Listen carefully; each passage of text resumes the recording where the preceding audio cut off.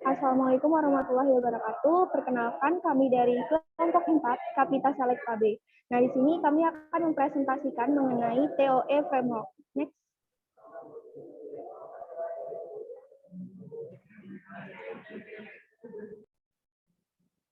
Nah, adapun anggota dari tim kami, yang pertama yaitu ada Andini Dwi Lestari, 10-19-10-11, kemudian ada Febi Sarawati, 10-19-10-29, ada Haira Salsabila, 10-19-10-33, Muhammad Arifansyah, 10-19-10-52, Muhammad Davarianto, 10-19-10-53, dan Raihana Nur, 10-19-10-68.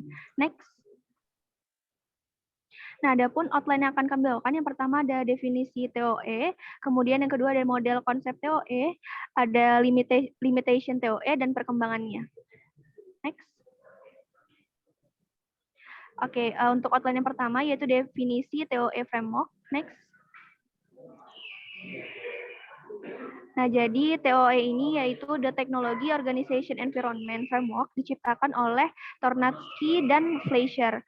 Nah, TOE Framework ini menjelaskan faktor-faktor yang mempengaruhi adopsi teknologi dan kemungkinannya. TOE ini juga menggambarkan proses di mana sebuah perusahaan mengadopsi dan mengimplementasikan inovasi teknologi dipengaruhi oleh konteks teknologi, konteks organisasi, dan konteks lingkungan. Next. Nah, jadi berdasarkan konsep TOE framework ini, 3 konteks kunci yang diakui kerangka TOE yaitu konteks teknologi, konteks organisasi, dan konteks lingkungan. Nah, yang pertama yaitu konteks teknologi ini mewakili teknologi yang ada dan keselarasan teknologi terbaru yang relevan dengan organisasi. Kemudian yang kedua yaitu konteks organisasi, berkaitan dengan ukuran dan jangkauan organisasi. Kemudian selanjutnya yaitu konteks lingkungan, merupakan arena di mana perusahaan menjalankan usahanya. Nah, kerangka kerja TOE ini menjelaskan adopsi inovasi dan memberikan kerangka kerja analitis yang berguna untuk mempelajari penerimaan dan asimilasi berbagai jenis teknologi. Kerangka TOE ini juga kompatibel dengan konsep teori inovasi dalam organisasi. Next. Kemudian akan saya lanjutkan untuk outline yang kedua, yaitu terkait model konsep TOE Framework. Nah, berikut merupakan salah satu konsep yang ada di TOE Framework. Yang pertama ada External Text Environment, yaitu salah satu bagian dari eksternal lingkungan, di mana di sini ada industri karakteristik and market struktur, teknologi support infrastruktur, dan government regulation. Jadi dalam ini terdapat industri karakteristik dan struktur pasar, kemudian ada dukungan teknologi infrastruktur pasar, dan yang terakhir itu peraturan pemerintah atau government regulation. Dan ini saling berkaitan dengan organization atau organisasi. Ada formal and informal linking struktur atau menghubungkan struktur dari formal dan informalnya. Kemudian proses communication, terdapat ukuran dan terdapat Slack ini seperti kelonggaran yang ada di dalam organisasi tersebut. Kemudian saling berkaitan dengan teknologi, yang dimana teknologi ini dibutuhkan ketersediaan dan memiliki ciri atau karakteristik. Jadi di external text environment dan organization ini saling berhubungan dan menciptakan sebuah inovasi teknologi, yang dimana inovasi teknologi ini dibuat dengan menghasilkan teknologi yang tercipta memiliki karakteristik.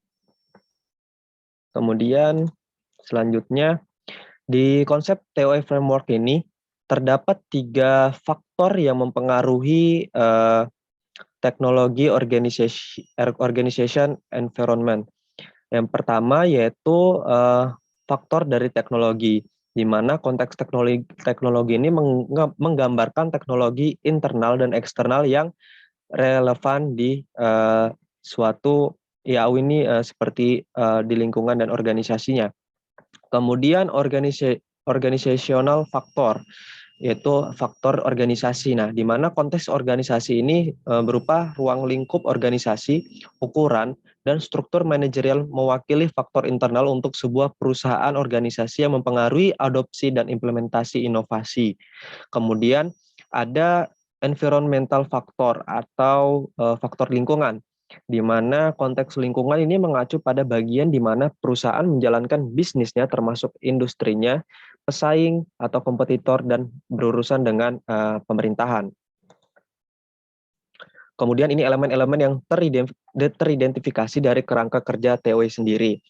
Ada teknologi di mana elemen yang dipengaruhi dari teknologi ini yaitu bergantung kepada keuntungan relatif, di mana keuntungan relatif ini merupakan sejauh mana suatu inovasi dianggap lebih baik daripada ide yang digantikannya. Kemudian yang kedua itu kompatibilitas, yaitu sejauh mana suatu inovasi dianggap konsisten dengan nilai-nilai yang ada, pengalaman masa lalu, dan kebutuhan pengadopsi. Kemudian kompleksitas, yaitu sejauh mana suatu inovasi ini dianggap relatif sulit untuk dipahami dan digunakan. Kemudian pada organisasi, yang pertama elemennya yaitu dukungan manajemen puncak, di mana dukungan ini dari manajemen puncak atau CEO untuk inisiatif adopsi information systemnya. Kemudian yang kedua, kesiapan organisasi atau ukuran atau biaya dari segi keuangan dan sumber daya teknis, di mana ini menjelaskan terkait perbandingan dengan bisnis besar, bisnis kecil menghadapi kemiskinan sumber daya, dan dengan demikian kesulitan dalam adaptasi inovasi, sehingga kemiskinan sumber daya ini memanifestasikan dirinya juga dalam dalam kendala keuangan dan kurangnya keahlian profesional. Kemudian intensitas informasi dan karakteristik sebuah produk, di mana sejauh mana informasi hadir dalam produk atau layanan bisnis yang mencerminkan tingkat intensitas informasi dari produk atau layanan yang dibuat. Kemudian yang elemen yang keempat dari lingkup organisasi ini yaitu waktu manajerial, di mana waktu ini dibutuhkan untuk merencanakan dan mengimplementasikan sistem informasi baru. Yang terakhir yaitu lingkungan. Faktor elemen yang dibutuhkan atau yang teridentifikasi dalam kerangka dari ruang lingkungan. Yang pertama, tekanan industri atau persaingan, di mana persaingan atau kompetitor ini yang tinggi meningkatkan kemungkinan adaptasi inovasi untuk tujuan memperoleh keunggulan yang bersaing. Kemudian tekanan atau dukungan pemerintah. Nah, strategi atau inisiatif pemerintah juga dapat mendorong UKM untuk mengadopsi sistem informasi yang baru. Kemudian kesiapan konsumen. Jadi, kurangnya kesiapan pelanggan mempengaruhi proses adopsi atau pengimplementasian dari produk penggunaan information systemnya. Baik, untuk outline selanjutnya yaitu Limitation and Criticism of TOE Framework. Kerangka TOE sebagai glosarium memiliki keterbatasan variabel yang tidak terintegrasi dengan baik atau berkembang dengan baik dan membutuhkan studi penelitian lebih lanjut tentang adopsi organisasi. Sistem TOE ini tidak memiliki perkembangan yang signifikan dalam model dan faktor-faktor dalam setiap keadaan yang unik. TOE juga memiliki kekurangan dalam kekuatan teknologi dan varians adopsi tidak dapat dijelaskan. Next. TOE sendiri memiliki kelemahan tersendiri terkait dengan adopsi inovasi. TOE dinilai kurang memperhatikan variabel individu dalam organisasi. Besarnya peran manajer dalam UKM mendorong penelitian ini menambahkan faktor karakteristik manajer dalam analisisnya. Penelitian ini mengembangkan 15 variabel. Sebanyak 3 variabel teknologi, yaitu keunggulan relatif, kompatibilitas, dan kompleksitas. 2 variabel organisasi, yaitu sumber daya organisasi dan dukungan manajemen puncak. Kemudian 2 variabel lingkungan, yaitu dukungan pemerintah dan tekanan persaingan. 3 variabel karakteristik manajer, yaitu spiritualitas manajer, sikap manajer terhadap perubahan, dan pengetahuan manajer. Selanjutnya, 3 variabel adopsi manufaktur hijau, yaitu adopsi manufaktur hijau level operasional, taktis, dan strategis. Dan kemudian 2 variabel kinerja, yaitu kinerja keuangan dan kinerja lingkungan.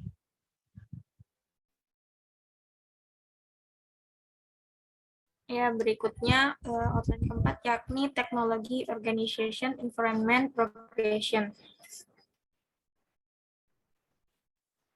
Di sini TOE progression sendiri merupakan kerangka TOE. Kekurangannya perubahan karena adanya alasan yang berbeda dari pengembangan aslinya. Kurangnya evolusi ini dapat digambarkan sebagai berikut. Pertama, TOE dicirikan sebagai teori universal karena TOE digunakan sebagai kerangka kerja di mana kelompok besar elemen yang berbeda dapat diatur. Kemudian untuk alasan lainnya, peneliti dan cendekiawan melihat sedikit kebutuhan untuk mengubah atau menyempurnakan kerangka TOE. Lalu kedua, struktur TOE mungkin secara umum terlihat sedikit kemajuan karena terlihat berbaris dengan teori model adopsi lainnya. Untuk alasan lainnya, tekanan telah terlihat oleh kerangka TOE dan teori-teori lain untuk kerangka kerja TOE untuk berasimilasi dalam inovasi yang bersaing. Selama 30 tahun terakhir, kerangka TOE telah menunjukkan pengaruh di banyak konteks teknologi, industri, dan nasional ataupun budaya. Kerangka TOE ini telah digunakan di berbagai industri untuk menjelaskan adopsi sistem antar organisasi. Baik, selanjutnya itu kesimpulan next. Dengan teknologi baru dan sarana adaptasi teknologi yang terus berkembang, ada kebutuhan permanen dalam memahami adopsi organisasi, inovasi teknologi, dimensi, dan karakteristiknya. Kerangka TOE Tornatsky dan Fleischer ini telah membuktikan mampu memberikan wawasan bagi para peneliti dan praktisi yang tertarik dengan topik ini. Adopsi inovasi SI jelas dipengaruhi oleh konteks teknologi, organisasi, dan lingkungan perusahaan. Kerangka kerja TOI telah berguna dalam menyelidiki berbagai inovasi dan konteks. Next. Baik, sekian presentasi dari kelompok kami. Kurang lebihnya mohon maaf. Wassalamualaikum warahmatullahi wabarakatuh.